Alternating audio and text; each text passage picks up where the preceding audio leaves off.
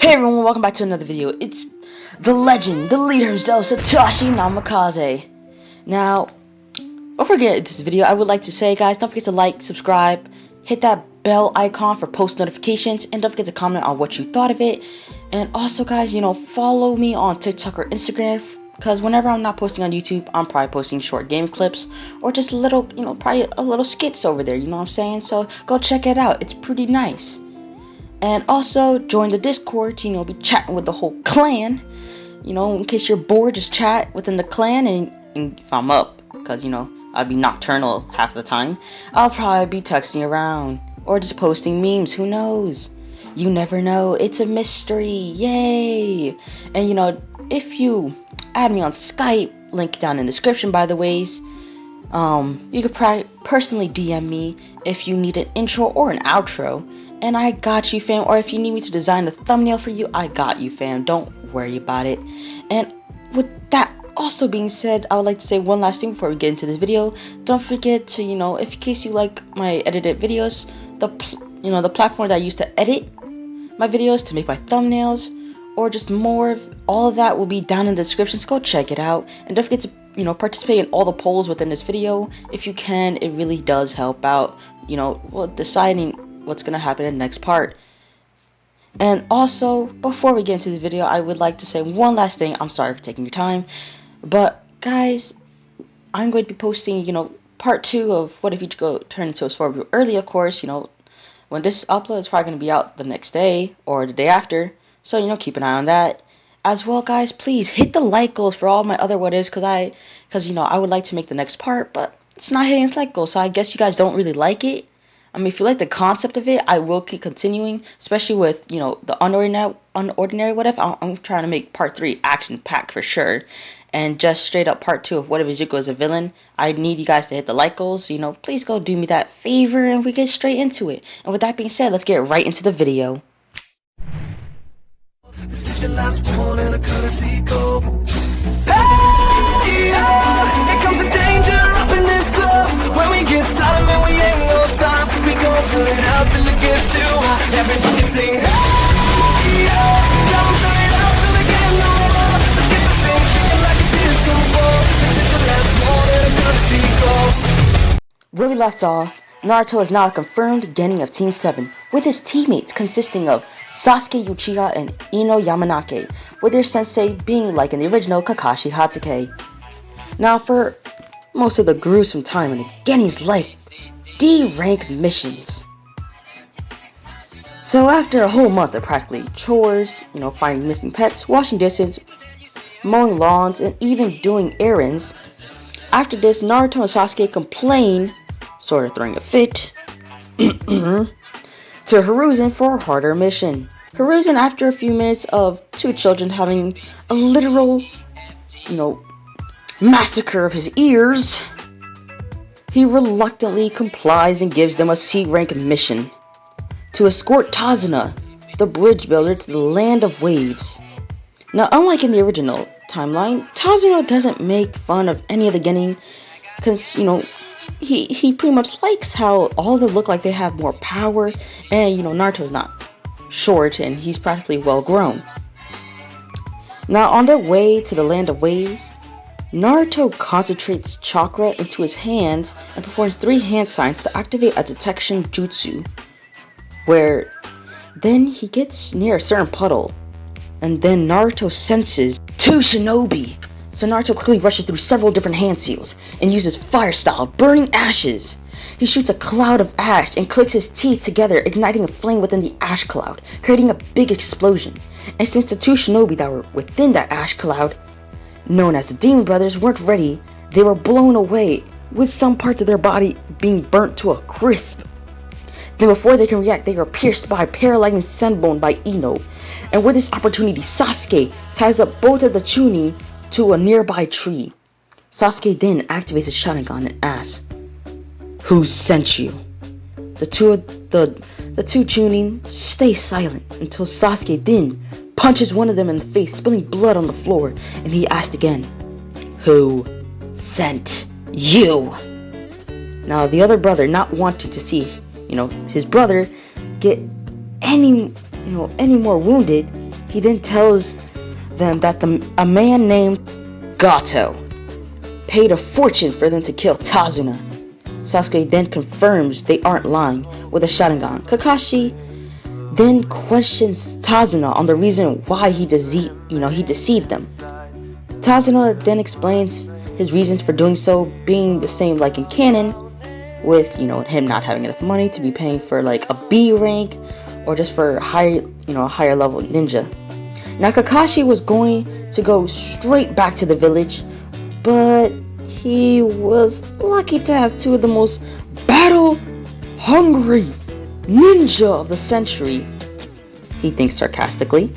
He reluctantly agrees to continue the mission, and on their way, Naruto picks up on someone's chakra in a tree. As that person starts to move, Naruto quickly yells, "Get down!" as a sword passes by their heads, and with it, a person with bandages on his mouth and a huge sword on his back. And he wore a headband with some squiggly lines signaling that he was a hidden mist ninja. But unlike, usual, his had a cross, pretty much a strike on it, signaling that he was a rogue ninja.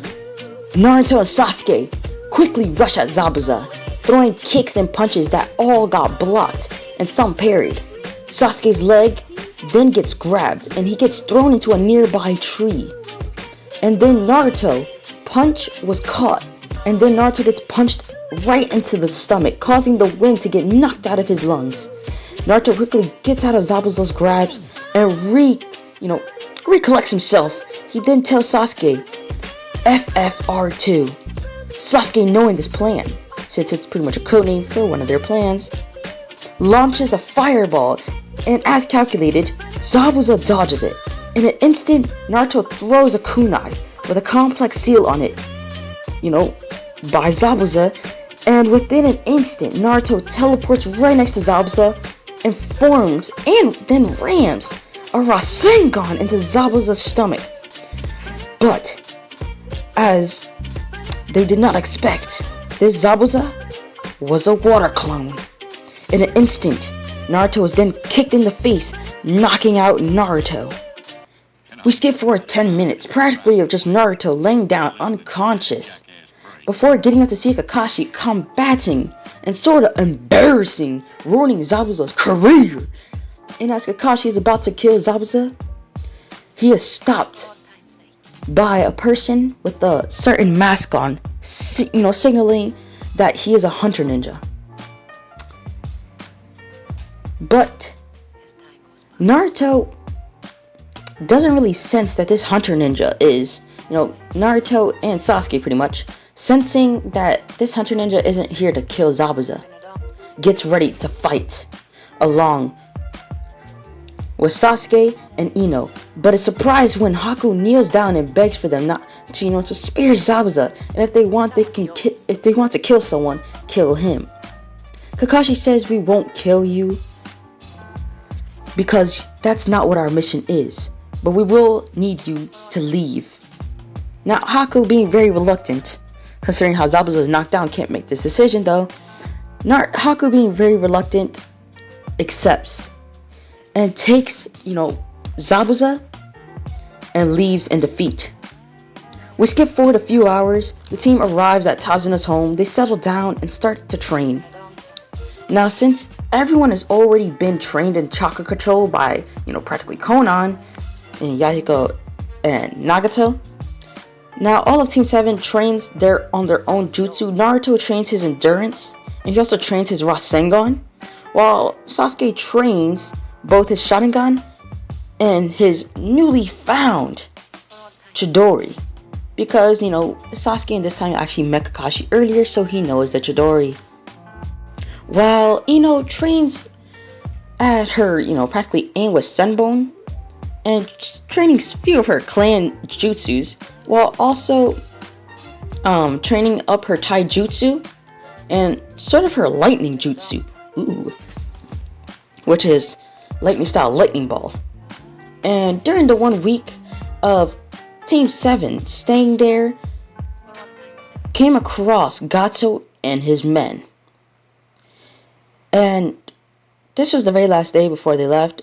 Now, as and his men was ready to attack, Naruto, quickly ready to intimidate all of them, just used multi-shadow clone jutsu, and in a poof of smoke, about a good 250 shadow clones were right there, intimidating all of Gato's men. And they all know that these ninja are pretty strong, considering how they were able to, sort of defeat Zabuza. So they all left, ditching Gato. Now, Gato,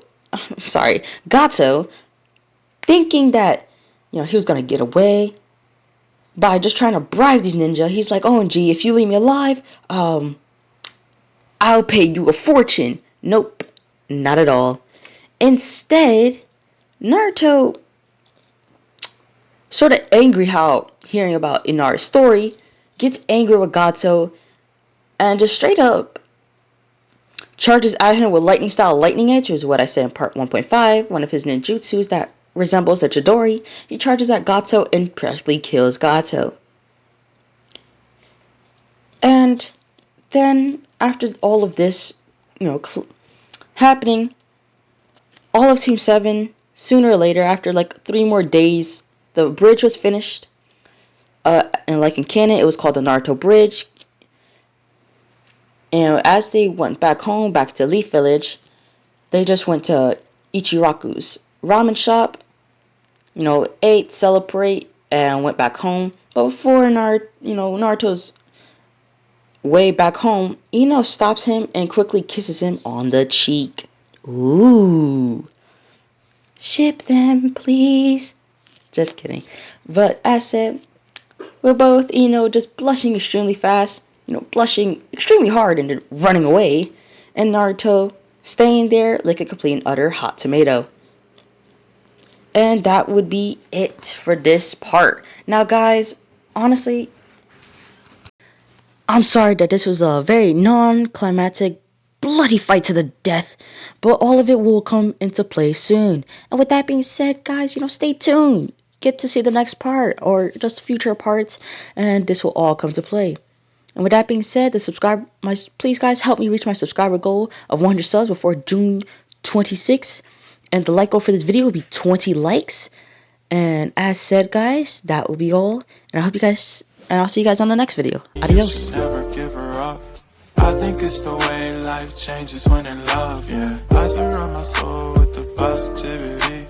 That's why I don't worry about the things that I don't see, yeah. These days I don't worry about much. I think we should